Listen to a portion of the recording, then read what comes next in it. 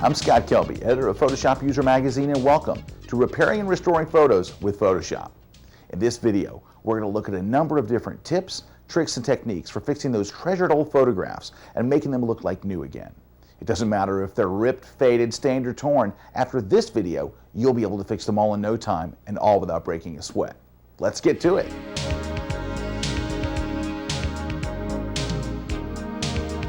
The first image we're going to work on, well, take a look at it. It's an absolute mess.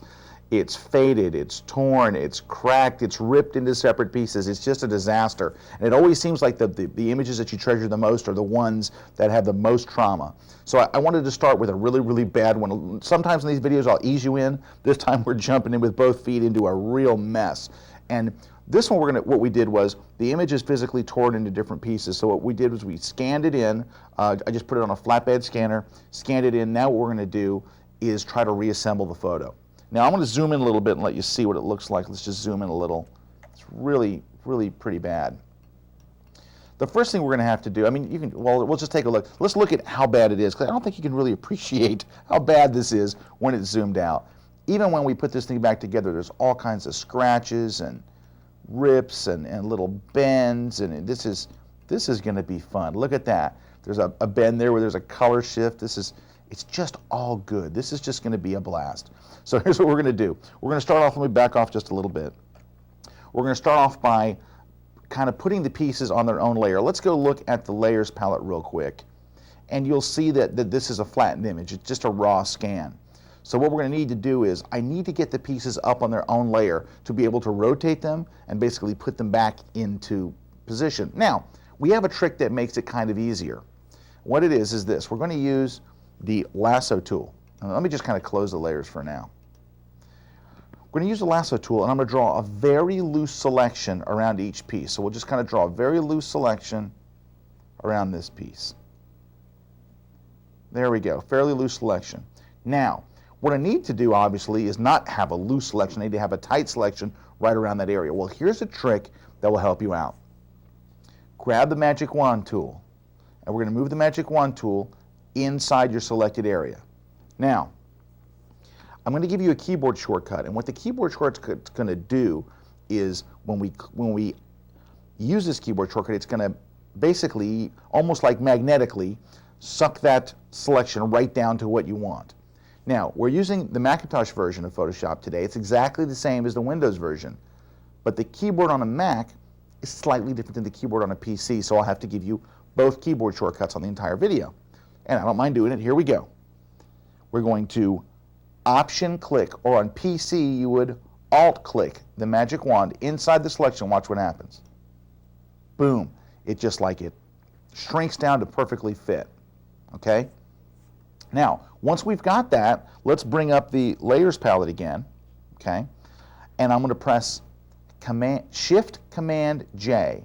On PC it would be Shift Control J. What that does, it will cut out this selected area from this background layer and move it up to its own separate layer, okay? Here we go. Shift Command J. See how it cut it out? Look, it's on its own separate layer, floating above the background. And then here's the background image where it's been cut out. All right, we need to do this to every piece, so that's what we're going to do next. I'm going to slide the layers palette off screen for just a moment. Then we'll move over here. Now, to move around the document like I'm doing it, see how the grabber hand just appeared?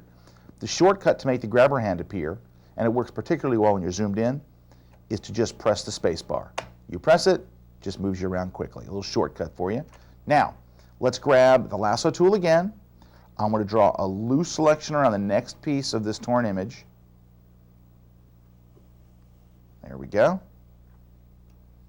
Grab the magic wand tool, and again, I'm going to Option click. Now on PC, whoops, here's the thing. You must be on the background layer. If you're not, it's trying to select nothing. That's why it gave me a warning, no pixels were selected. Has to be on this layer. Now, do I have to go draw my selection again? No, because I can go right up here to the Select menu and choose Reselect. It remembers your last selection, so watch.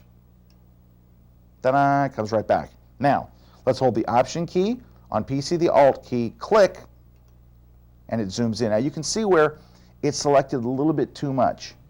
It thought that the background color was too close to the color in here, and it selected that. So what I'm going to do is I'm going to grab the lasso tool, but this time I'm going to subtract from my selection. I'm going to hold the Option key, or on PC the Alt key.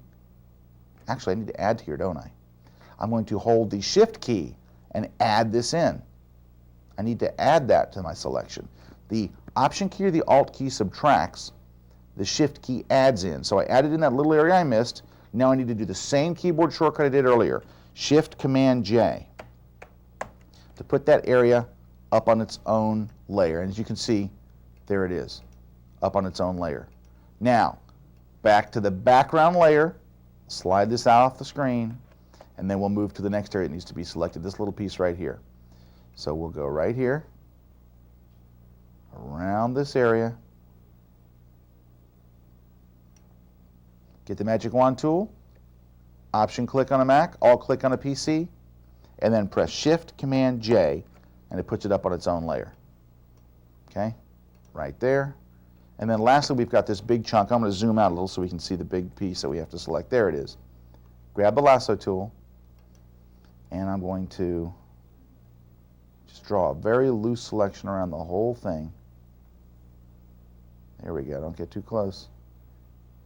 If you do make a mistake, you can use the keyboard shortcuts I showed you earlier. If you need to add, hold the Shift key. If you need to subtract, hold the Option key. Now, let's press Shift Command J. Now let's make sure we're on the background layer. Make sure you're in the background layer. Shift Command J puts it up on its own layer. On PC, Shift Control J. Let's take a look at our layers palette and what we have. We basically have an empty background layer, then 4 separate layers, each with its own chunk of the picture. Now, let's go to the background layer and hide the rest. Chances are, if you scan this on a scanner, there'll be a little junk left over. I don't know if you can see it. I'll zoom in and see if you can see the little junk. You probably can't see it, but there's little, there we go. There's some junk left over. Can you see that? We need to get rid of that junk. So let's select all, just select everything on the background layer, and press delete.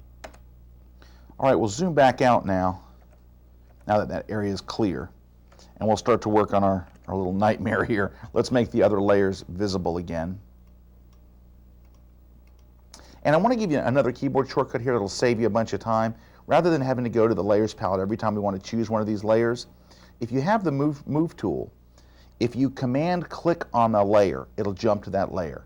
Okay, command click on Mac, control click on PC. Watch the layers palette as I do that. Command click, selects that layer. Command click, selects that one. Command click, command click. So we'll use that just to help us move around quickly. I think the first thing we need to do is work on this bottom layer, because I think the first thing we have to do is straighten the image. You don't want to try to align everything to a crooked image, so let's first straighten the image. Now, we have a trick that we use to get the image perfectly straight, and that is we use the measuring tool. If you go under the eyedropper tool, you can see there's like a measure tool right here. What we're going to do is we're going to drag a line across the bottom edge. We're going to just click once, drag a line right across the bottom edge. All right? Now, what's great about doing this is that automatically tells Photoshop how angled the image is. Now all you have to do is go up under the image menu, under Rotate Canvas, and choose Arbitrary. Now, remember I told you Photoshop already knows the angle, right? So when you go in here, it already knows that this, to make it straight, it would have to be rotated 2.55 degrees in a counterclockwise fashion. So all you have to do here is you don't enter any number. You don't do anything. All you do is click OK.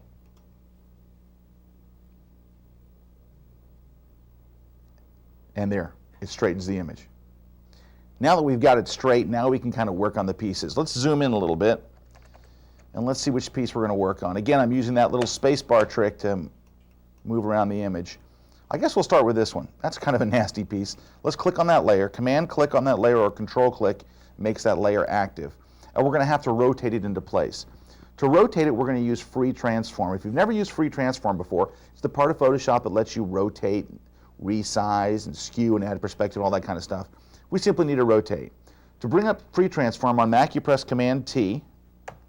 On PC it's Control T. Okay, Command T on Mac, Control-T on PC. And to rotate, all you do is move your cursor outside the box and just click and drag in the direction you want to go. Now, if you reach back inside the box, you can move it. Okay, so we'll kind of move it into place here. And let's zoom in a little tighter, because now we're trying to worry about kind of really getting it lined up. Something along those lines doesn't look bad. Maybe right there. Not too bad. Let's try a little closer. Now, when you start to get to this point where you're really trying to be precise, you can actually use the arrow keys on your keyboard to nudge it one way or the other. As long as your cursor is inside these bounding boxes, you can use your cursor to kind of move you around. And it looks like maybe something like that. There's still definitely a very visual rip there, but there's not much we can do about that. We're going to have to deal with that later. But for now, it's important to get the pieces together, and I think that's pretty close. When it looks the way you want it, press the return key or the enter key to lock in your rotation. All right, let's back out a little bit. And incidentally, just in case you care, the keyboard shortcut I'm using to zoom in and zoom out but leave the window at the same size, I'm pressing Shift, Option, Command, and the minus key to make it smaller, or Shift, Option, Command, and the plus key to zoom in larger. Okay, just a little keyboard shortcut. On PC, it would be Shift, Alt, Control, and the minus key to make it smaller, and Shift, Alt, Control, and the plus sign to make it bigger. Okay, so let's kind of zoom over here. We have one piece fixed. Now, let's click on this layer. Using our little shortcut, it has to be rotated. Actually, you know what I think I'm going to do? I think I'm going to work on this one first. I think it might be easier if I do this one first and then try to get this little chunk of head attached to the other one. So let's do that. Let's start over here. We're going to work on this layer, and I'm just going to kind of drag it down. Now, it's probably going to need to be rotated too. Let's see if it's straight. Ooh, I think it needs to, well, actually, this might not be too bad. Let's zoom in a little. Let's see if we do need a rotation or not. I can't imagine that I set it on the scanner so perfectly it doesn't need a little bit of rotation. But let's take a look. Yeah, I think it needs just a smidge. So let's back out a little bit. Go to Free Transform again. Command-T on Mac, Control-T on PC, and just kind of rotate it just a little bit. It needs just a little bit of something there. Something along those lines. Let's see if that works. And let's zoom in and see if we did all right. Not too terribly bad. Let's try to get that shoulder. What I'm looking at is this area right here on her shoulder. Trying to see if we can kind of line up that. Problem is there's a big gap there. I guess we're just going to have a big gap we'll have to deal with. Their shoulder looks right there, but boy, we got a nasty rip gap we're going to be working on. Again, here, look at that gap between this part. I'm going to zoom in a little bit. It's going to be kind of pixelated, but look at the gap right there. I think it needs to be a little bit more like that. But let's see what that does to the rest of the image.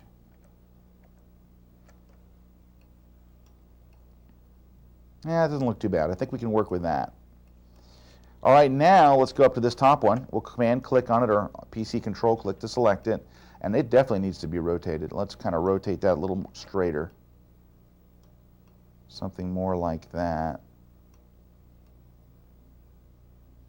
Maybe not quite that much. See, I don't know if this top edge is really supposed to be straight or not, so that's why I kind of have to look. Let's zoom in a little further, see if we can kind of determine. I'm going to use the arrow keys to kind of nudge this around a little bit. See, I can almost close that gap on this side. Not too bad. Boy, this is going to be a mess.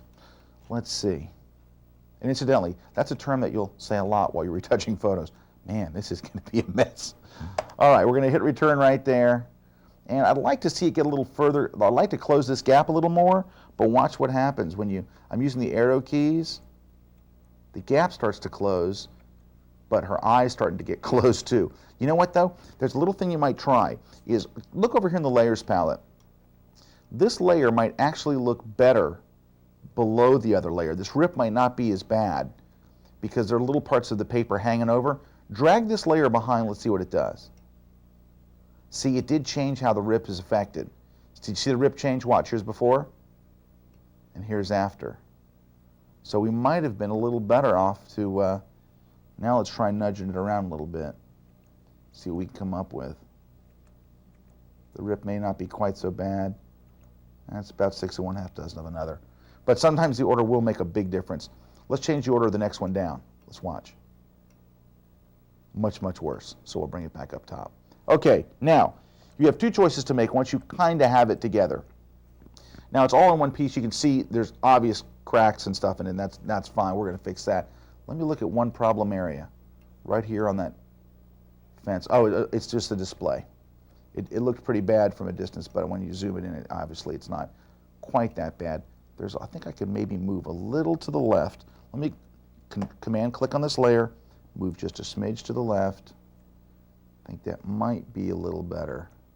Let's see. Yes, I agree. Okay, let's back out. Now, we've still got a lot of work to do in this image, but first thing we need to do is one of two things. Either we hide the background layer and then merge all four of these layers together into one layer by choosing Merge Visible. That puts all four of those into one layer. Or you can simply flatten the image if you want. You can flatten it and work that way. And whoops, we must have a layer hidden. Yeah, background layer. Let's just flatten them all down together. All right, now we're going to go in and work on some of the problems that we have, and we've got a plenty. Now let's zoom in. We'll go up here to the top. Zoom in a little more and start working on some of these rips and some of this mess up here. First thing we're going to do is we're going to use a tool that was introduced in Photoshop 7, so it's a new Photoshop 7 tool. It's actually not just one tool.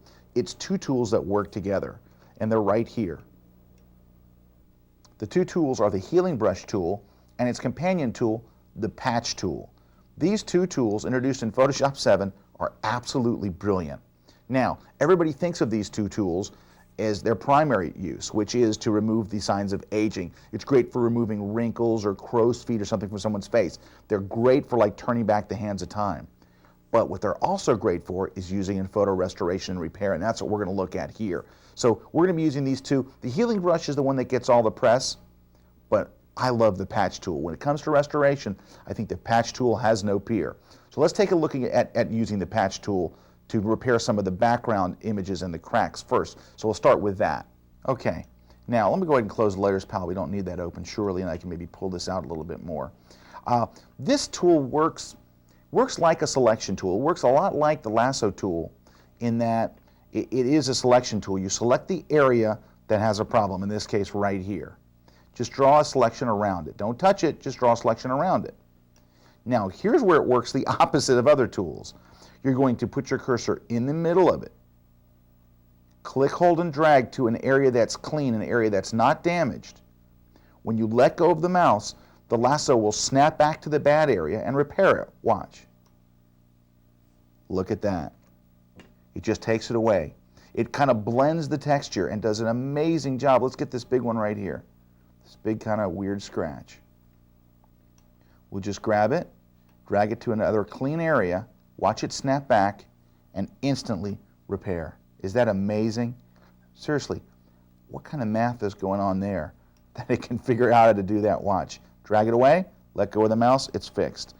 And let's scoot down here to some really bad areas and let's just see this thing at work. Look at these really bad cracks, okay?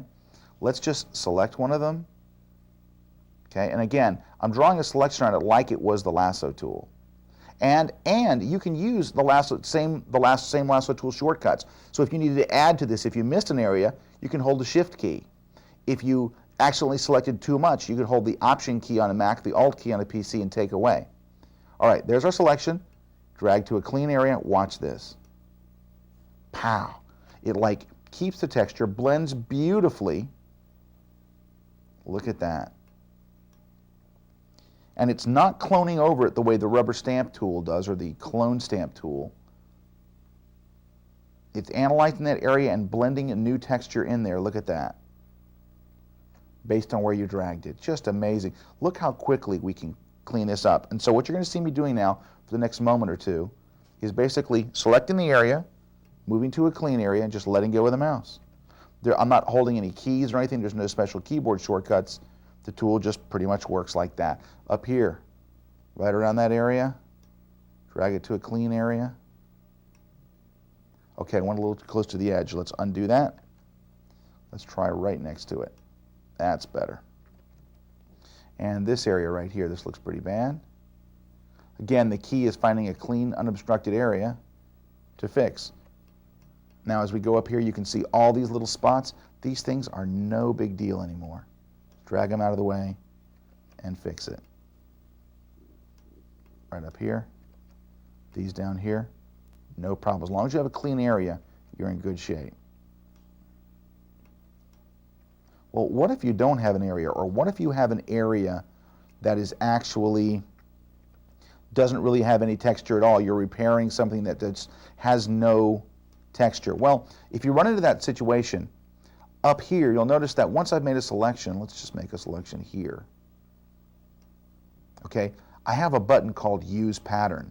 If there isn't any texture, if you have no place to go that has any texture, we're fortunate in this image that we have. In most images, you will be able to find one place, but if you don't, you can actually use a pattern instead. You can choose one of the built-in patterns to add some texture. All right, we're going to use just the source for our patch, but if you needed to use a pattern, you can by just clicking on that button right there. We're going to just use our source, but it's there if you need it. And there will be situations where, look at this. Now, let's get to some rips. Look at these rips right through. So let's do this. Let's get rid of this little thing first. And there's some stains and a rip. Let's do this part of the rip. I'm going to blow up a little. It's going to look kind of pixelated, but I'm going to blow up and look at that rip. It's just a whole area that's missing. Select it, move to a cleaner area, and look at that. Select it, find a clean area nearby, and it fixes it. On her arm here, we'll do the same thing. We'll get that little area first, and then the rest of her arm over here. Okay, and fix that. Now, this is pretty bad over here. What are we going to do for this? Well, here's what I recommend doing. Go ahead and select an area, but this is going to be harder to do than a shirt or the floor or something because you've got very well-defined little lines and stuff here. What I recommend doing is click in the middle, drag upward, and once you're already dragging, then press the Shift key. That will lock it into a perfectly straight where it can't go a little to the left or a little to the right. Go straight up. And then look at that. That way it clones right down. I mean, how I use the word clone, but look how it patched that up. Just amazingly. Let's do it again here. Let's select this area. All right. We're going to drag up first, then hold the Shift key to lock it into place, and then release. And look how it's doing. All right, over here. This is going to be a little tricky because of this area. You might have to switch to the clone stamp tool here. Instead, let's just see if we can pull this off. Drag up, hold Shift. No, it's not too bad. And this crack here, let's see if we can drag sideways with this. Let's just drag to the left. See how it's out? The line goes here, and then all of a sudden it abruptly jumps over. That looks really fakey. Let's undo that. So we're going to do this in chunks. We're going to do just like what you saw before. We'll drag an area, go straight up to where it's kind of cleaner, see if that fixes it. Well, it kept the lines a little better, but I can see it's still a little bit off. This is where you might try a completely different technique. This technique involves making, well, first, I want to clean this. If I clean this little area, then I'll be able to do this next technique. Let's do that. Let's just fix this little area right here. And find a clean spot. Drag it over right in between the lines, kind of fix that. See, this is kind of making the clean area that we need by just fixing these little spots. There we go, and maybe we can fix a little of this here. There we go. Now I need to fix that. What you can do is this. Let's grab an area about this big, okay? A clean area right above. Now, I need to make sure that I soften the edges. I don't want a real obvious big chunk, because what I'm going to do is I'm going to take this chunk and drag it down here and copy it. But before I do that, I need to go and put a feather on there. A feather selects the edges only. It doesn't make things blurry inside, but it blurs the softening of the lines around it. And it hides a multitude of sins. So let's put like a 1 pixel feather. Then I'm going to hold Option Command. On PC, Alt Control. And we're just going to drag a piece down here like that, covering that problem right up. Now I'm probably dragging too many because it's starting to look a little obvious. We'll drag just one to cover that. Well, now you can probably go back to using the patch tool to fix this area, because this is a little dirty, but we've cleaned the area above it. So we drag, hold the Shift key after we drag, and fix it right up. So you can see that's a pretty easy fix once you add that. Let's see what else we have. We got some problem on the stairs. Obviously, in this tape, I'm not going to be able to repair the whole image, but let's try to get to the stuff that you're really going to run into that's bad. How about this right here? Now, there's nothing behind here. Let's see if it's going to patch that up pretty well. Not bad. Let's go here. All right, and let's see how this works. Not bad. Really, it's doing quite an amazing job. We'll grab this here. Over to a clear area. That didn't do so well. We're going to have to do that in segments then. So we'll just do a small piece first. And that'll usually do the job. Or in this case, it's still not doing a great job. This is where we might switch to the clone stamp tool. All right, now if you've never used the clone stamp tool before, here's how it works. You option click in a clean area, option click, or on PC alt click. You see how it changes to a little target? It says this is the area we're sampling. Then you move over the area you want to repair and just paint over it. It actually is cloning what it sees over here over this spot. You can change brush sizes while you work, and you'll have to do this a lot, so this is a good keyboard shortcut. The left bracket key makes your brush smaller. The right bracket key on your keyboard makes it larger. The bracket key is right above your return or delete key right there. It's next to your slash key. So let's option click to sample an area, move over it, and get rid of it that way. And you will use this tool a lot also. It's going to be the other probably primary tool along with the patch tool and the healing brush. And let's go back over here, and we've got some work we can do here. Let's switch over back to the patch tool. We'll see how it does for this segment here. Pretty good. Then we'll grab this little segment here. And we have a scratch we have to get rid of there too. So that one might be better served right there with either the rubber stamp tool, or we can try the healing brush. But I think there's so much data missing there. That's where we're having a problem. For example, let's see if I select this whole area, move it over here. Yeah, see, it's kind of softening the edges pretty well. It got the middle okay, but I think this is where I would switch to the clone stamp tool and just fix that right up. Not worry about it too much. This background isn't tremendously detailed, so you can see I've got kind of a little mess there. Kind of have a dead giveaway. So let's make the brush a little bigger, and kind of there we go. Kind of clone in that way. I want to get rid of that scratch you see there, so I'll be working on that in just a moment.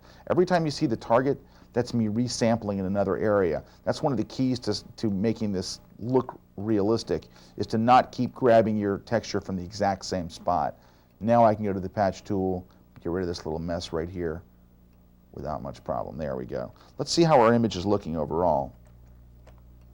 As you can see, we've gotten rid of a lot of the cracks. There's still some cracks over here. This is pretty easy stuff to fix. There's that big crack there. Let's just go right across here. And that's just where the photo has obviously been bent at some point. So we can go through here, and I don't want to turn this into a 45-minute patch tool thing, so I'm not going to fix every crack, because we've got other problems in this image to fix too. We have her face and eyes, and obviously you know what's going to happen here on these stairs. We're just going to select an area, drag it up, and repair the stairs. So there's no sense in making you sit through that. Let's go ahead and take a look at what we're going to do up here, because I think we've got a lot of problems right here in her face. Let me kind of zoom into this area. There we go. We are going to use the patch tool in this area right up here, obviously, to fix this. That's an easy fix. Fix that part. And up here, I think we can probably fix this area in her hair pretty well too. Just moving over to a clean area right nearby. I didn't do so great a job. This is where we might switch over to the rubber stamp tool and just clone some of that skin right over. Option click, and then draw it in. On PC, Alt click, and then clone it right over. In this case, it might be better to just dab than it is to actually paint so it doesn't look so obvious. Same thing here, I'm using the same tool. I'm using the rubber stamp tool here and here on her cheek just to get rid of some of that stuff quickly.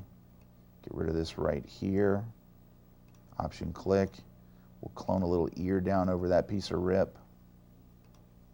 Like that. Now, we do have this gash across her eye. There's a couple things we can do. We can zoom way in. It's going to be a little pixelated. Get a really tiny soft edge brush. There's an 8 pixel, 7 pixel, and just kind of pull some of her eye over here to touch that up. Pull some of her eyebrow over. But I'm actually going to show you a technique a little later that will do a much better job, but it's part of it's a whole different technique, so I'm not going to show you right now. But you could painstakingly go through here. I think I'd prefer to use the technique I'm going to show you a little later in the tape. And you can see some other damage in here with just little lines and stuff, and those will probably be pretty easy to fix using either the healing brush. This is where the healing brush might work well, for these little areas right here. And the healing brush works like the rubber stamp tool. Just option click in a clean area, and see how it looks bad for a moment while it's kind of analyzing, and then it repaints over. So the healing brush works nicely for that. There we go, to get rid of that kind of stuff. These rips, we know how we'll get rid of those. One of the other problems this thing's going to have, obviously, we'll go to the rubber stamp tool to replace things that are completely missing. We'll just rubber stamp some more hair over and stuff. That's kind of easy to do. Let me back off a little so you can see a little better what we're working on. Here we go, and let me just tuck this up. There we go. We'll just be moving basically her hair over to cover that spot. Option click, move it over. Option click, dab. Option click, dab. You can see, just take a few dabs and we'll have her hair fixed. You're looking at a 100% view of the image.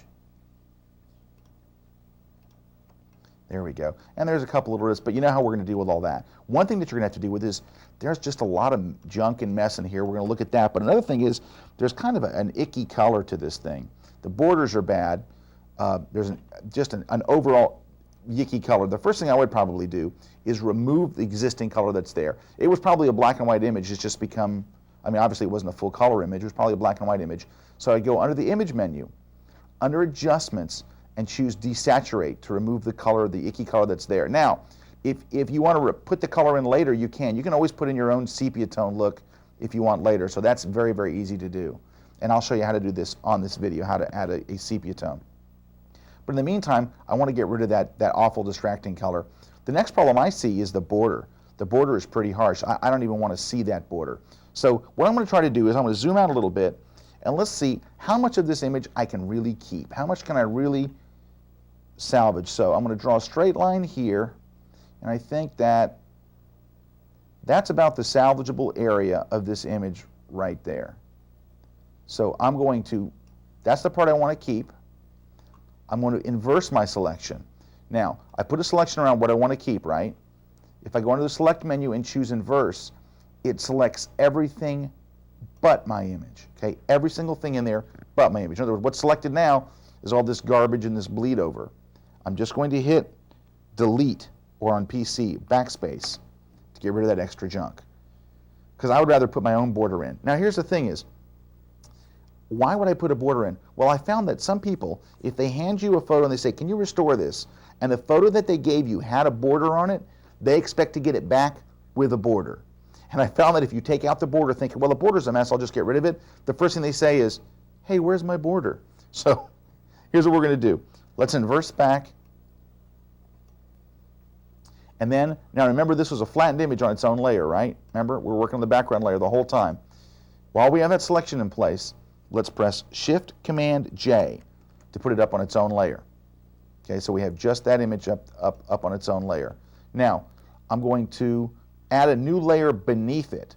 Now, if you want to add a new layer below the layer you're currently on, you just hold the Command key, or on PC the Control key, and click the new layer icon. By default, when you click this thing, it adds a layer up top, right, above it. But if you hold the Command key, or on PC the Control key, it adds a layer beneath. And this is where we're going to add our own border in, okay? We're going to add our own border behind this. So we'll basically decide where we want the border to be. Let's say that our border is like out here like this, something larger than the image. So it kind of looks like maybe it was the original border. But we don't want to fill it with white. I'll generally fill it with a color that is close to white, but not white. I usually use, in the RGB values, I type 243, 243, and 243, which gives me an almost white. I click OK, and that becomes my foreground color. And then I'll fill this with that color by pressing Option Delete, or on PC Alt Backspace. Kind of fills it with a little color. So now you can pretty much see where our border is. And if you want to accentuate the border a little, and this is, you can either give this to the client or you can use it for your own purposes. I'll generally add a little bit of a drop shadow just so I can see where the full border of the image is. So we'll just bring up the regular drop shadow dialog box, maybe increase the size a little bit, and click OK, and then you can see exactly where the border of the image is. All right, so there's our border. Now I'm working back on the image. And there's some other problems. Let's zoom in. The problem is part of the image obviously is falling off there. Part of the background needs to be copied over into this area. So if I want to do that, I make sure I'm on that layer, and I'm going to make a selection right here because I really need the image to go out to there. I don't want to accidentally paint on my border. So what I'll do is I'll select the whole area where I want to work, and then I can grab the rubber stamp tool, the clone stamp tool. Let's choose a bigger brush size using the bracket keys. And I'm going to clone some of this background over to the left. The problem is I don't have to worry about accidentally painting on the border, because once you put up a selection like this, you can only paint inside the selected area. See? My paintbrush can go right over, but it will not paint over. So I'm going to kind of paint this area in like this, and we can even try to use, let's shrink the brush down, this brush, to copy some of this wood over. Let's option click right here, move over here, and I'm just holding the option key so I can see if I'm in the right place, and just paint it right over. Now, it wasn't perfectly straight. Let's zoom in a little bit. It wasn't terribly bad, but it wasn't beautiful. Let's undo that and try it again. Option click in a neat place, a clean place. Move over, kind of try to move straight over, then paint. And paint in that wall, right to the edge. Same thing with this here. You can try the same trick. Option click in a place, try to move straight over, and begin painting. Now that looks kind of hacky. So what I might do here is this. I might make my rulers visible and draw a line. I bring out a guide right along there so I can see. I'm going to deselect now so I can see where I'm dragging to. I can't go past that blue line. I made my rulers visible by pressing, which a lot of people don't get to do. I made my rulers visible by pressing Command R, or on PC Control R. Then you just click inside here and drag out a guide. What I'm going to do now is the trick I showed you earlier. I need to pull some of this wall over. So I'll grab from a pretty clean spot, put a slight feather on it. Then I'm going to hold Option Command on Mac, Alt Control on PC, and I'm just going to drag the wall over. See how it snapped to the guide? To make that look a little better. And I'm not going to make you sit through the whole thing, but I would continue that down here. You can see it's a little, should be darker under here too. I would snag that 1 pixel feather and drag that straight over too to cover that. There we go. So it looks about right. As you can see, when we back off, you can see we're able to pretty much move that over. And I could do the same thing here. This will even be easier. When you're done, just drag your guide back to the ruler and hide your ruler. Now, what do we do for correcting the overall tone of an image? Let me pull this up so you can see a little better. What are we going to do for correcting the overall tone? Okay, because it's kind of icky. Well, there's a couple different things you can do. There are some things built in. There's some one-trick ponies. If you go into the image menu, under adjustments, you could choose auto contrast to kind of bring, there you go. See, here's a before and after. Kind of helped a little bit to find the contrast in the image. In this case, we're going to use levels. We'll bring up a levels dialog box under the image menu, under adjustments, use levels. And you can control the shadows by moving this slider, the midtones by moving this slider, and the highlights by moving this slider. Okay, now, that's pretty easy to do on a black and white image. You can look at the image and say, well, I want to increase the midtones a little bit. I want to make the shadows a little darker. And you can, these are decisions you just make yourself, how you think the image should be fixed. There's before and after. But it gets a lot trickier when you use a color image. Let's open a color image and I'll show you some of the inherent problems with using those. Let's open up this image. Here's an old photo. We'll step aside from our current one. Here's one where, let me just close the layers, probably don't really even need to see it, where this is just a raw photo. The raw scan is just, the image has just been damaged and has this really bad yellow cast over it. Well, the problem here is it's a color image. What do? Well, there are some of these built-in things. There's auto color. Let's run auto color, which is new in Photoshop 7, see how it does. It's better. It's not as yellow. Okay, let's undo that. Let's try some of the other ones. Let's try auto levels. A little better. Here's what I recommend instead. Try those first. They might work wonderfully well, and sometimes they do. In this case, it doesn't. So instead, let's do this. Go to levels. Okay, and there are the eyedroppers, the shadow eyedropper and the white eyedropper. For a photo like this, you can just use the default settings, whatever the default settings are that Photoshop uses. Just go in here and click on the shadow eyedropper. Click on something in your image that's supposed to be black, maybe like these shadows back here. But the big thing that'll make the difference is the highlight eyedropper, the eyedropper that's filled with white. If you click that on something that's supposed to be white, like the border, look at the difference that makes. Here's a before and after. Before and after. Just by making that change. So you can see how some very small tonal adjustments can take a picture and just make a huge, huge difference. Now, we're just touching the tiny tip, the surface of what can be done in tonal corrections to make these old photos look better. But I wanted to kind of give you at least a starting place to go for when you're looking at projects like this. Now, let's just click back here to our original project. And I mentioned earlier there's a lot of junk in this image, a lot of just spots and specks and stuff. And literally you could spend hours on this. I'll open up another image and give you an example of what I mean. Let's open up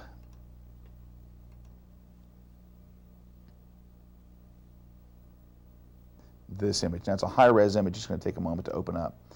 This thing has got some junk in it. Look at all the stuff in this photo.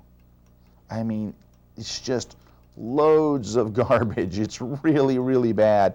And the problem is the face isn't that bad. There's some stuff here, but I mean, the face is workable. The rest of the baby is okay, but you're going to spend hours cloning and cleaning. And this isn't stuff that works real well with the patch tool, because the patch tool will work with that nice big chunk and this big chunk, and you can do a little healing brush in here. But this is just really bad, icky junk that you're going to have to clone out of there piece by piece by piece. You'll be here all day. So here's a trick that'll make your task a lot easier. What we're going to do is this. We're going to apply a filter to this image. All right, let's just see the image. We're going to go under the filter menu, under noise, and choose dust and scratches. And here's the dust and scratches dialog box. What you're basically going to do is you're going to drag the radius until you see that junk go away. Let's kind of move over to where the junk is. There we go. Nice big previews in Photoshop 7 make it easy to do this. Drag the radius over until you see basically the junk go away. Okay? You drag the threshold up a little. Threshold actually kind of softens the effect. See how the higher you go, the less effect it has? So it works kind of the opposite. You're going to want to use lower numbers like 2 or 3 or something like that. Let's go to a 2 and see how that works. There we go. Keep raising until you basically see the junk go away. And then you click OK. And you can see we've pretty much destroyed the image by running the dust and scratches filter. It's going to take a moment to run this because this is a high resolution photo. So let's go ahead and run dust and scratches.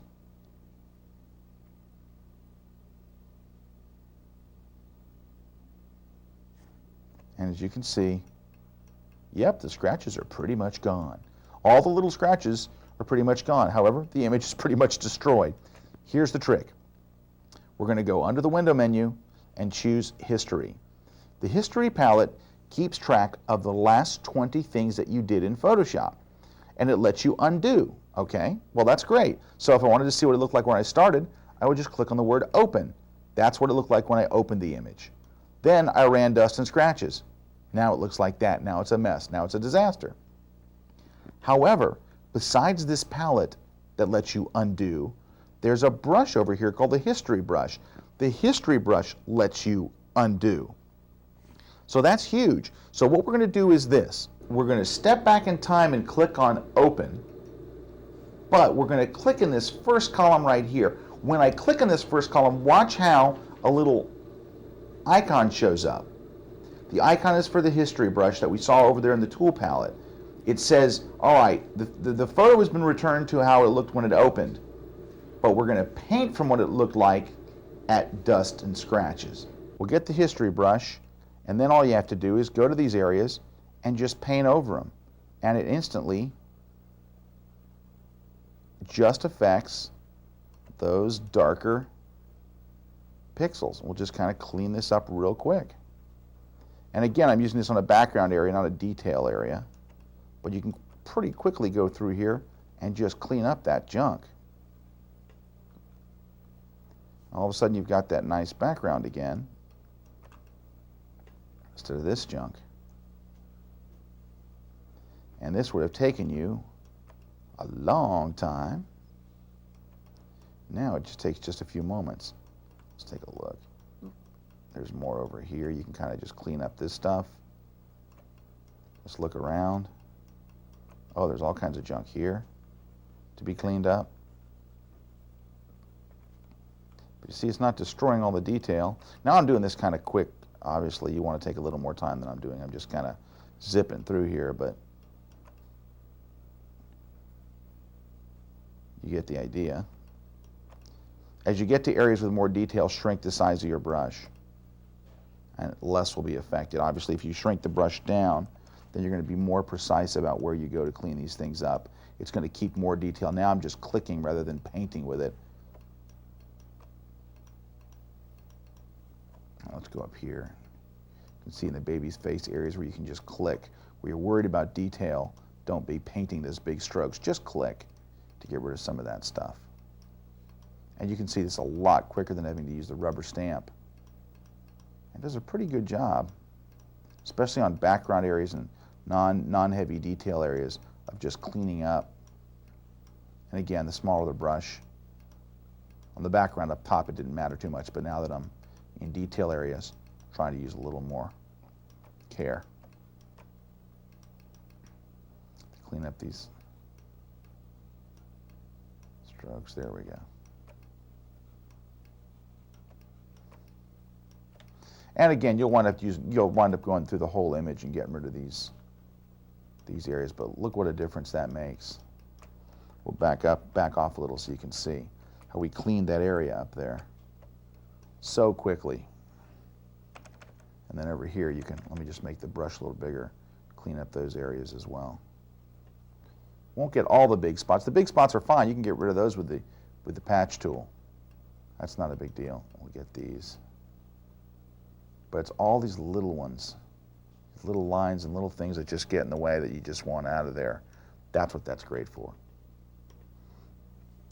So that's that. Now, let's take a look at another thing. Well, before I do, hold on. I want to show you, I told you if you wanted to add back in your sepia tone, you certainly could. Now, if you wanted to add the original color that you had back in, I thought that color was kind of icky, but if you wanted to add that original color, let me back off a little bit.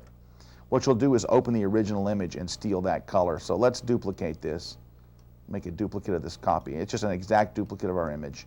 Then we'll revert this back to what it looked like when we started now. It's going to look pretty bad. It'll take just a moment because it's a high-res file. There we go. That's the ick we started with. You can steal a color right out of here. Now this color's pretty horrible if you ask me.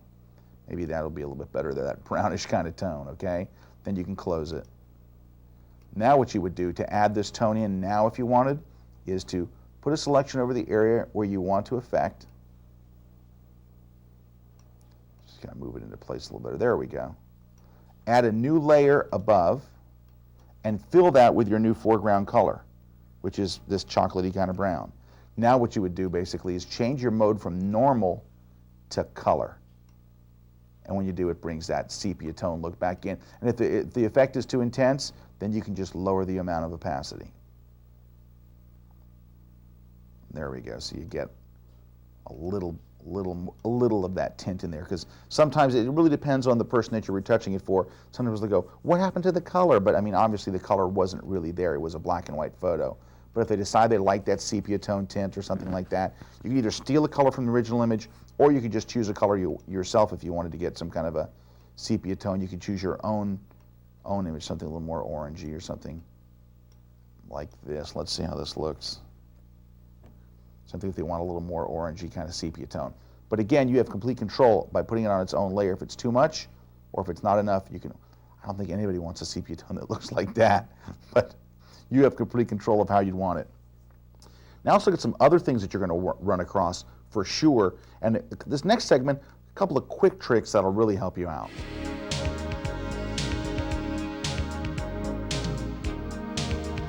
Here's an image. It's an original image scanned again, and it's just so washed out. There's so much detail lost. It's just a mess.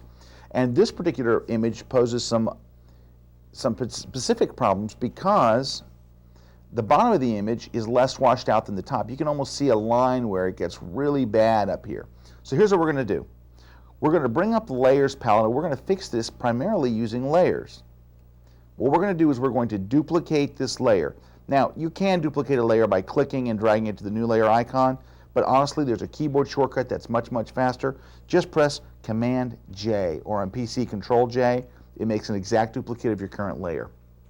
Now, what we're going to do to create this, to bring back this detail that's missing, is we're going to use the blend modes. Now, let me move this up a little higher so you can see. The blend modes determine how the layer you're on interacts with the layer beneath it. And basically, in normal mode, there is no interaction. Whatever layer you're on, that's what you're seeing. If it's solid, you know, if it's 100% opacity, it covers whatever's beneath it.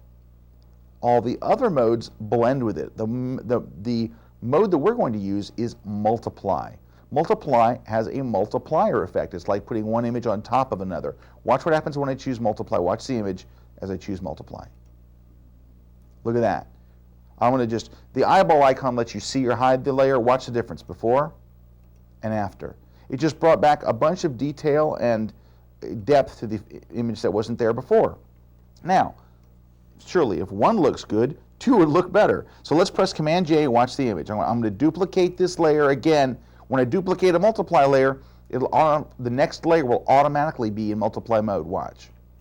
There's another, there's another, there's another. Look at that. Let's do one more maybe. If you go a little too far, you can go, if 5 layers isn't enough but 6 layers is too much, you can go and just lower the opacity a little and kind of dial in that top layer right where you want it. When it looks like you like it, flatten the image. Now, let's slide the layers thing out of the way for a moment off the screen and look at our image. See, this all looks pretty good down here, but as soon as it gets up there, it drops off. So here's what we're going to do. We're going to make a selection with the rectangular marquee tool of the area that's still washed out. Like this area, kind of like right in here. Now, I'm going to bring the layers palette back. I'm going to make a selection of that area. Now, I would, before I did anything, feather the selection. I want to show you why feathering is so important. I think this is a pretty good example. Watch. I'm going to just duplicate it without feathering. No feathering, no softening of the edges. And then I'll change to multiply. Well, look at that. You can see the edge right there. It's like you painted right across the roof. There's where you fixed it, okay? So the multiplying effect helped, but it's very, very obvious where you use the multiplying effect. That's where feathering will make all the difference. Let's delete this layer. Let's bring back our selection. Actually, let's just go, we'll draw it again. There we go. Now let's feather. We're going to put a nice big feather so there's a big soft difference. Let's do like 15 pixels feather. Okay, 15 pixels. Now let's make a duplicate of the layer, Command J, or on PC, Control J. When I switch to multiply mode, now watch what happens. Where's the line? It's not there. It's perfectly smooth. And look what we did. We were able to fix the whole overall image. Look, here's before and after. Let's try another one and see if it's too much.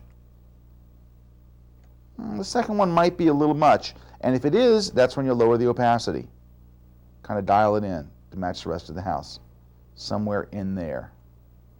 And now we can flatten the image, and in seconds, just using layers, let me move this off screen, we've brought this a long way. Let's duplicate the image.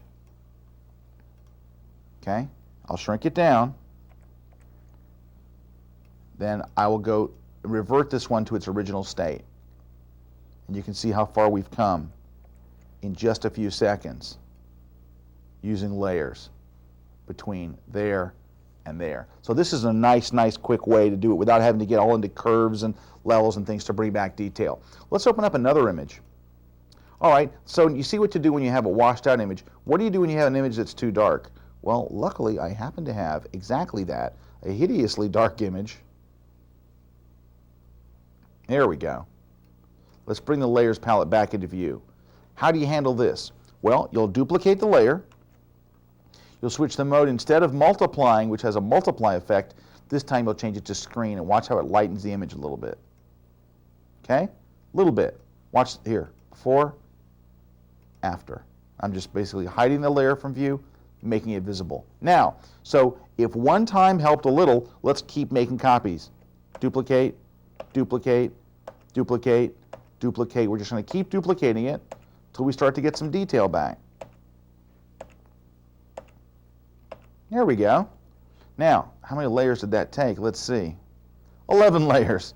Took quite a few, but when you look at where we started, which is down here, whoops, let me option click there to just show the background layer. That's where we started, to here, where we finished like 11 seconds later. It's a big difference. Let's flatten that image. Now you can work on maybe going to levels. Now you actually have something to work with. Now you can go in here and increase the highlights and work on the shadows and the midtones and things to try to fix the image a little bit more. But you had no place to start before. At least now you do have a starting point. Now let's look at another kind of problem you're undoubtedly going to run into with these old photos. We'll open up an image called Story Time. All right, we'll take a look at this image. Let me just kind of move it in so you can see a little better. There we go. The problem with this image is this. Let me just kind of slide the layers palette off the screen for a second. Problem here is it's not really a bad image. It doesn't have a lot of damage, but the problem is look at how the flash was shot a little too close. This is kind of blown out. This is kind of blown out. His face is blown out. But over here it's starting to get okay. So you can see that the exposure is not bad back here. It's starting to blow out here, and it gets worse and worse the closer you get to the camera. Well, of course, I could do the multiply trick, but it's going to make everything darker, including the areas I don't want to be any darker. These areas look okay. In fact, if you look at the whole image, let me just kind of shrink it down a little bit. It goes from good to bad to worse. So if I just multiply the whole thing, if I just make a multiply layer, it's just going to make these areas too dark. These areas may be okay, and these areas may not be dark enough. So you need another level of control. How do you get another level of control? Here's what you do. Go to the Layers palette. Create a brand new layer. Choose New Layer. Now you have to do it this way. You have to choose New Layer from the dialog because you want this New Layer dialog box to come up. Inside the New Layer dialog box, you're going to choose a mode right now. You're going to choose the mode called Overlay. When you choose Overlay, this which was formerly grayed out, this little choice is now available to you. It says fill with an overlay neutral color, which is a color that in overlay mode will not appear. It's 50% gray. So I'm going to choose that. I'm going to click OK, and a gray layer will appear above it. This is basically our canvas. We're going to paint on this. Now you don't see the gray layer, right? Because it's an overlay mode. If you switch to normal mode, it would be gray. But in overlay mode, Photoshop just ignores it. But we can paint on it. So let's grab a paintbrush tool. I'm going to move this out of the way. I'll move it off screen for now. And we're going to paint on here. Now, I'm going to set my opacity at like maybe 30 or 40%. Okay? And I'm going to paint. As I paint, I'm going to click once and paint. You can see that it's going to darken in these areas. Okay, and I'm selectively darkening the areas I want darkened. Okay? And if you click and hold again, it paints a little darker than before. See how I'm painting in this? This is darker. If it's not dark enough, take your hand off the mouse, or off the mouse button anyway, and then click and paint over the same area. You can see how I'm bringing back detail in his coat, in the wall over here, in the painting behind him. Just kind of adding a little more detail in there. A little more detail here. This all kind of got blown out. The furniture's a little blown out. There we go. And we're bringing back, look, you can actually see that's a cow now on the book he's reading.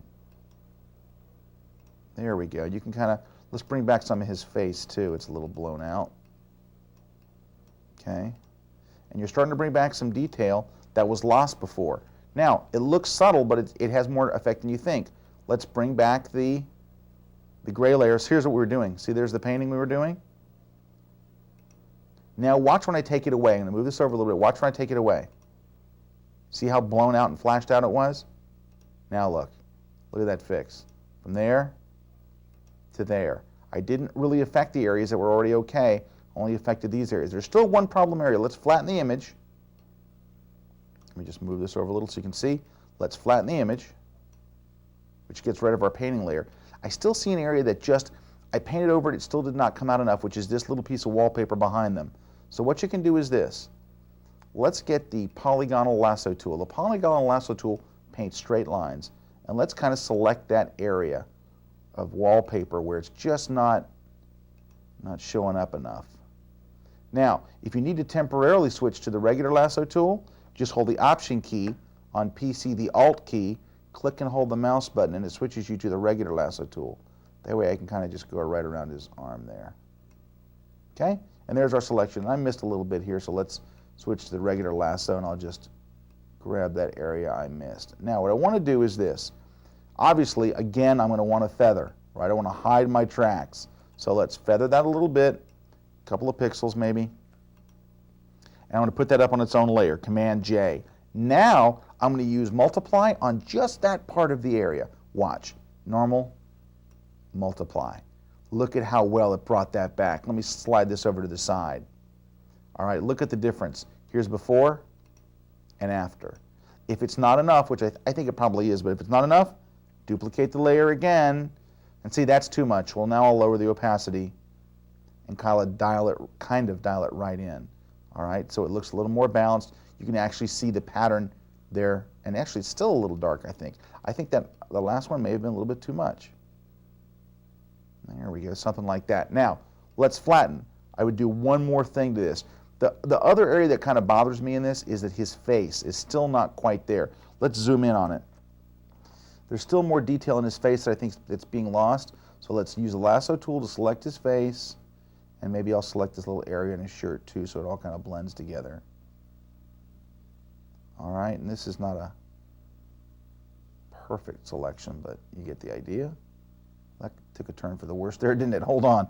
Let's hold the Shift key, add that area back in. Whoa. Okay, now let's go and go into the Select menu, throw a little feather on there. Let's log a 3-pixel feather. Duplicate his face, change his face to multiply. Might be too dark at first. Wow, it brought back some nice detail. Now we'll just kind of dial it in using opacity. All right, there we go. That brings back a lot of detail in his face that was washed out. Watch it before and after. Before and after. Before and after. Brings back a lot of detail. And then let's just flatten the image. I'm going to shrink this down. Okay? I'm going to duplicate the image. So there's my after. Okay? And then we'll revert this one back to its original state. So you can see where we started and where we finished. All right, let's close this. There's the original, and here's our fix-up. Right next to each other. You can see the detail that's come back in his face, the detail in the tables. It's a much more balanced photo all the way around. You can see the pattern that was completely lost here. And so this is for those times where it's a little sticky. You don't know quite what you're going to need to do. You can't just choose multiply. You can't just choose screen, but you need a combination of both. And that's the other point, by the way. You saw me painting with black as my foreground to make things darker.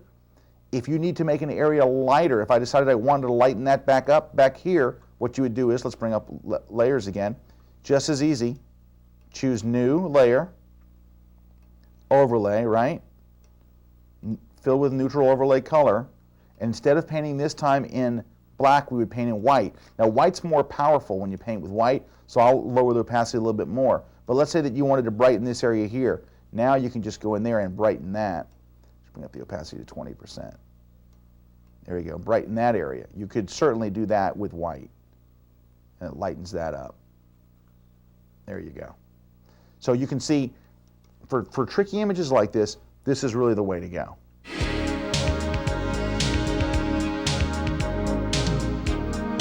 Here's one where the problem isn't that the photo itself is damaged. Let's just zoom out a little so you can see.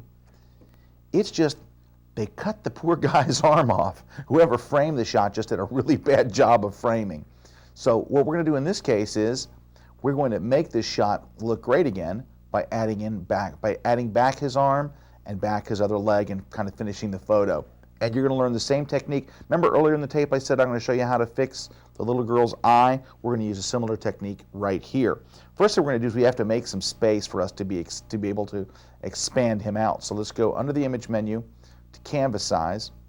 In the canvas size dialog box, I want to add some space to the left, so I'll kick my photo over to the right and maybe add 1 inch to the left. Like that. And that's the area we're going to work in. All right, let's go ahead and take a look at what we're going to do. We'll start by selecting this arm. We're going to get the lasso tool, and I'm going to make a kind of a little bit of a loose selection of his arm here. We'll just kind of go around here, up this way. There we go. Not a particularly super precise selection, but there we go. Selection of his arm area. There we go. Okay, there's his arm. I'm going to, of course, feather it. We'll feather it a little, maybe 2 or 3 pixels, maybe 2. And then we will press Command-J, or on PC, Control-J, to put a duplicate of his arm up on its own layer. So we have just his arm on its own layer, and a pretty bad-looking selection. Now, what we're going to do is we're going to go to Free Transform. And on Mac, we're going to Control-Click. On PC, you're going to right-click to bring up this pop-up list of transformations. You Control-Click, or on PC, right-click, list comes up, and we're going to choose Flip Horizontal. This is what I would have done with the little girl's eye. I would have selected her right eye. If you think back to the picture of that one we did of Annie earlier, her right eye was fine. The rip went through the left eye, so I would select the right eye, feather it, bring up Pre-Transform, and choose Flip Horizontal so it becomes the matching eye. There we go. So let's click Return, and let's kind of move this into position. Let's see how this is going to work for us. All right, we want this to be his other arm. So it's something like this. Let's zoom in a little, see how we're doing. I want his other arm to be over here, and let's see how this looks. Somewhere in there, maybe. And then we're also going to grab the eraser tool. We're going to choose a soft edge brush. And I need to paint over this area. Let's get a bigger brush here. I'm hitting the right bracket key on my keyboard to kind of erase some of that and just leave his hands there. There we go. So you can see his hands in there. There we go. So we've kind of brought back his other arm. And there's still some edge stuff we're going to have to work on, but we'll do that in a couple of minutes. I wanted to get that part going first. And let's take a look. There's a little arm there. And it's not right on the money. You can see it probably could come down a little bit, actually. There we go, to kind of line up a little better with his shoulder. Maybe to right there. That's not too bad. And you can see I need to fix this up a little bit, a little rubber stamping going on, but nothing too bad. Now let's back off again. Now what we need is this leg right here. We need to copy his leg over. So let's do that. Let's copy his leg. Let's grab the lasso tool. I'm going to kind of go a little wide. There we go. And we'll copy his leg right there. And this isn't a super precise selection, as you can see. There we go. Feather it a little bit. A couple of pixels maybe. Up on its own layer, press Command-J. Now we have to go to the background layer, press Command-J, and that gives us this extra leg. Now you can't just pull his leg over there. Of course, it looks like he's got a whole new set of problems. What we're going to have to do is bring up Free Transform again, Control-click on a Mac, right-click on a PC, and flip horizontal. And let's move his leg over here under his, and we'll also tilt it in a little bit. Maybe pull it down just a little bit. There we go. A little bit more like that. I'm eyeballing it. You can take a little more care when you do it because I didn't take a whole lot of care, as you just saw. But kind of get it in here a little more probably like that, I guess. See how that's looking. Well, we can see where his other shoe was gonna be. So somewhere, because if you lower the opacity too, it sometimes helps. You can see where the other shoe was like up here. I'm gonna pull it down a little bit because I have that kind of power with Photoshop. I'm gonna pull it down a little more, but at least I'll let you see what was there before. And as you can see, we have a little bit to erase. How about something like that? That doesn't look too bad right there. And I want to make sure, of course, that my arm is in front and it's behind. There we go. And then we're going to grab the eraser tool on this layer. We'll grab a little and just kind of erase a little bit of that so it kind of blends in with what was there before. Now, it's actually starting to erase the pants. If that happens, you might want to switch to a hard edge brush instead. Let's make our brush a little bigger. Just kind of erase some of this stuff. Just along the edge there. There we go. Right along his pants. Okay, you can see what's behind it. There we go. And then I might switch to a little softer edge brush for this last little touch up here. Let's go to 65 and kind of looking a little too harsh there. There we go. Kind of patch it up a little bit. And obviously you can see what we have to do here. But what's nice is by putting that up on its own layer, what we can do is this. Now let's go to the background layer. Let's select the steps. Now remember, here's the background layer. There's two layers. The leg and the arm are floating above it. Let's copy this. Well, actually, let's get rid of that speck. Because if we don't get rid of that speck now, it's going to come back to haunt us because we'll see that speck reappearing in just a moment, repeating itself. So let's get rid of that speck. Let's option click the rubber stamp tool and just get rid of that little speck. There we go. Now, let's select this area of the stairs. Something like that. Let's go all the way to the ground, I guess. There we go. Let's put a feather on it. Have that like a 3-pixel feather. A little more feathering. And what I'm going to do is, obviously there's a big white space over here. I'm going to hold Option Command on PC Alt Control. Let's just drag it over there and kind of fix up those stairs a little bit. Now, you see that knot is exactly the same here. You would just do a quick fix up over there. I'm not going to spend a lot. I'm not going to be able to go all the way through this on the tape here. But one of the things I would do just to get rid of that is kind of just get rid of that so it looks a little different. You're going to do the same thing up here. Now let's look at his hat. He's missing an area on his hat. So let's select this area around his hat. Same technique. Background layer, put a little feather on it, maybe a 2-pixel feather. Command J or in PC Control J to put it up on its own layer. Bring up Free Transform, right? Flip it horizontal. And there's the other side of his hat. It's missing right there.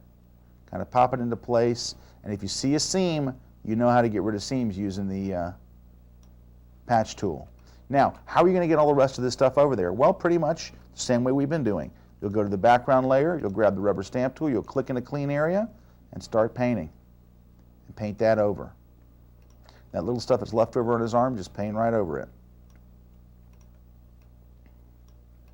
And I think you can see some of the areas we're going to wind up touching up. Once you get a pretty decent area put together too, you can make a square, feather it, and use the same trick we used on the stairs to kind of help you continue that background. Just drag it to some new areas. Make quick work of filling in that background area. And so we're not going to finish the whole thing here, obviously, but you can see how you'll be able to, take this part of the floor here, feather it, bring it over. It's going to take a few minutes. I mean, not all retouches take 30 seconds, obviously. A lot of them take a long time. But you're going to continue this over and over. And what's nice is because the leg's on its own layer, you can kind of just fill this in pretty well and then drop in your shadows. If you need to paint an extra shadow or something there, that's easy enough to do right over that layer. That's one technique. Let's look at another one. The other one entails using, let's look at this one.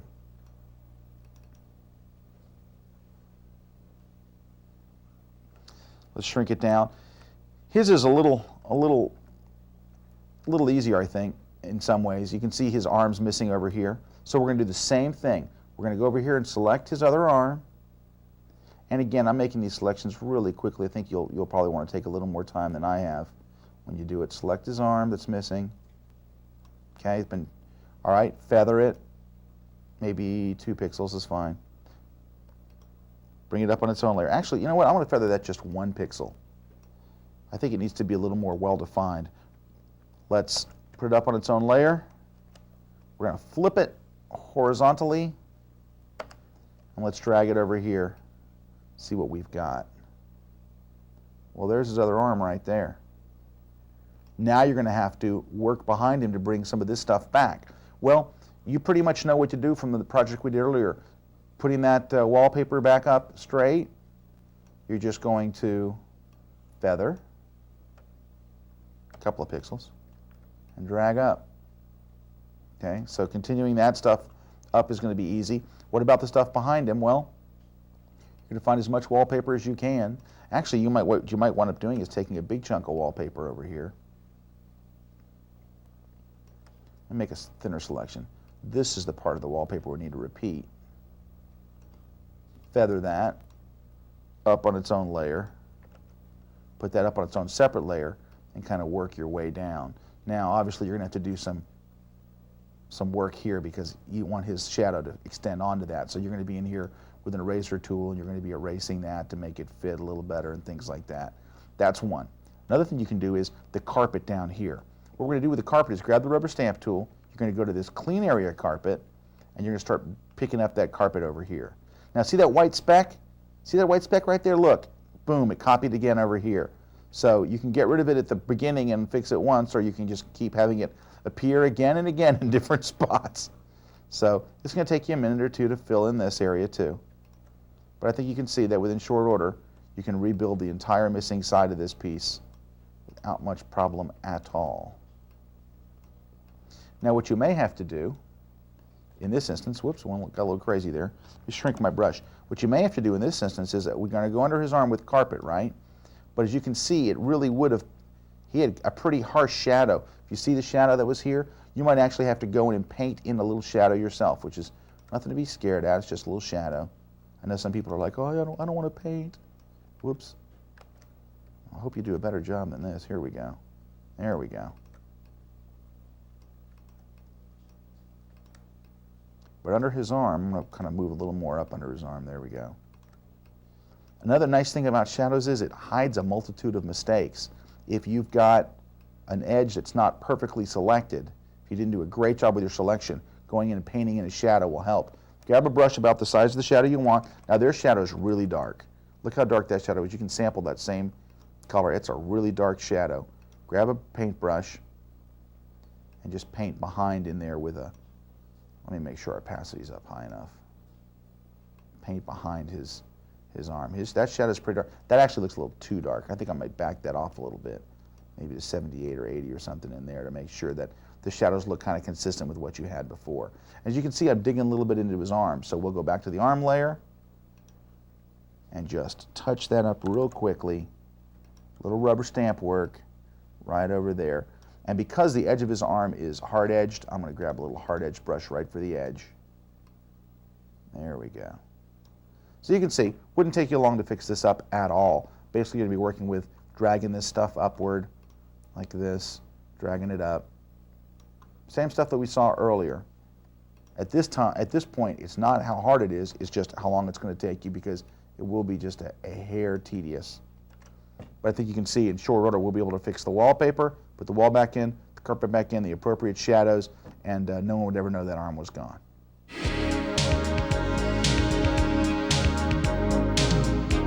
Here's another traumatized image. It's been traumatized by the fact that someone decided to put tape over it, which I think was a very common practice many years ago because every other photo seems to have a big swatch of tape over it. And somebody wrote the name of the person who was in the photo. It's Jim. So what we're going to do is this. A couple things. I'm going to first start off by selecting the Scotch tape area, just a loose selection around it. Okay, loose selection. I'm going to put a feather on it, a couple of pixels. I'm going to put it up on its own layer, Command J, or on PC, Control J. Okay, so you can see it right here. Now, here's the layer. It's on its own separate layer there, what we have. What I'm going to do is I'm going to hold the Command key, or on PC the Control key, and click on that layer. What I'm going to do is I'm going to create a new layer above, and I want to fill this layer with a color that's similar. I'm going to grab the eyedropper tool, steal a color nearby, maybe a color like right there. all right? And I'm going to choose fill. I'm going to fill this new layer with that color, okay? But what I'm going to do is I'm going to change the mode from normal to color, which gets rid of all that yellowing effect there. See the difference? It's bright yellow. Now it kind of blends in with the rest of the color in the image. Now what I can do is flatten the image, and we're going to do two things. I'm going to zoom in a little if you don't mind. We'll zoom in, and I'm going to basically rubber stamp the edges away. Just going to grab the rubber stamp tool and kind of just stamp away the edges. Now we can also use the patch tool if you'd like. Just select this area, drag it to a clean area, and pow, it's gone. Drag it over here. It's kind of a mess. Drag it to your left. And now it's just a mess moved over to your left. Now, you'll do the same thing up here. I mean, we can do this. There we go. Clean area. Put it back in there. And same thing with his name. You'll just grab like part of his name, and I would do it probably a chunk at a time. Drag it over there. Get rid of that. Drag this area. Get rid of that. I mean, you can see how easy this stuff is now, thanks to these new tools. See how it kind of picked up a little of that there? I think we'll have to deal with that. Well, you'll have to deal with it because I'm not going to deal with it right now. Here we go. There we go, and it repairs that area. So there's a quick fix on that. We'll look at another one. This is one that's, again, it's not trauma, but this is a problem that you have from time to time, and there's a quick fix for it. It's when you've got an image, and we'll find the one I'm looking for. Oops, it's an alphabetical thing. There it is. Where, not a bad photo. See it? There we go. But the problem is, he's in shadows. Her hat's got her in shadows. Her hat's got her in shadows. Well, we can't do a drastic change to this, but what we can do is this. Let's zoom it up a little bit. What I'm going to do is, I'm going to adjust this image to try to make just their faces look a little better. So I'm going to go to levels. I'll bring up levels. And I'm going to brighten the whole image using the highlights here. Brighten the highlights and the midtones by dragging them to the left. Okay? I don't want to blow them out so far that they look like paste, but here we go. Let's kind of brighten them up a little bit. And as I do that, I'm dragging the shadows back so it doesn't look so obvious. Now, unfortunately, the rest of the image has taken some major hits. I mean, we've lost just tons of detail here. But we'll go to the history palette. We'll go back to what it looked like when we started, but we'll paint from what it looked like at levels. So now I can grab the history brush. Let's set it back to normal mode. Let's see how big our brush is, and kind of go paint in a little brighter version of them. See that? Kind of bringing back some detail there. So yeah, they're still a little in shadows, but now you can really see their faces. You can really see what's going on. There we go. You can see what's happening over here in the history brush. As I'm just clicking, I'm not really painting. I'm just trying to brighten up those areas, maybe even the right side of his face a little bit. There we go. To where you've gotten a situation, maybe even his a little bit. There we go. Where you've made a quick change. You've made a not bad photo better. Let's back up a little bit. I'm going to use the history brush, the history palette, and show you where we started to where we are now. Take a look at the image. You can see her face pretty well, her face pretty well, his face pretty well. Watch the difference between where I opened it. Look at their faces there, and the last history brush change. Okay? It's almost like we went and put a little fill flash on everybody. Take a look. Here's before, and there's after. Just kind of brings them out. You can see I painted a little bit too much onto his chin. I went a little further than I should have. But as you can see, you can fix up an old photo like this in no problem just using that kind of technique. One last thing we're going to do.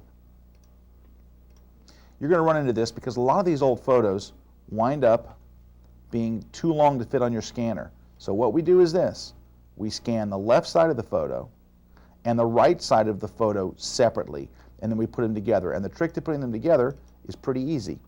All you do is go to one side and increase the amount of canvas size. Let's do that. Let's add like 4 inches here. Okay? Then what you're going to do is get the other image. I'll shrink it down so you can see a little better. Shrink them both down. There we go. You're going to drag your other image, your other scan on top. Now you want to make sure that when you scan them, you let it overlap a little bit.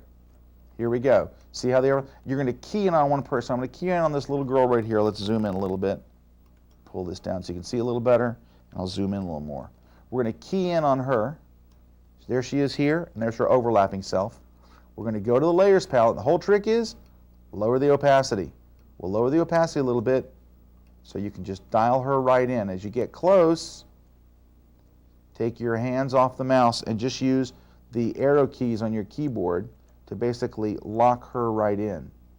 When it looks good, raise the opacity back up, and you've locked the picture right in. If you have to make any last minute adjustments, you can just move them with your arrow keys on the keyboard, and then flatten the image, and you're back to one piece. Believe me, you will run into this with old archival photos. Half of the photos are just weird sizes. They're 18 inches long by 6 inches high, crazy things like that. This is how to fix it. Well, there you have it. It's amazing how easy Photoshop makes the task of repairing and restoring images, especially now that you know the secrets. If you're interested in learning more about Photoshop, check out my other training videos at photoshopvideos.com. I'm Scott Kelby. Thanks for watching.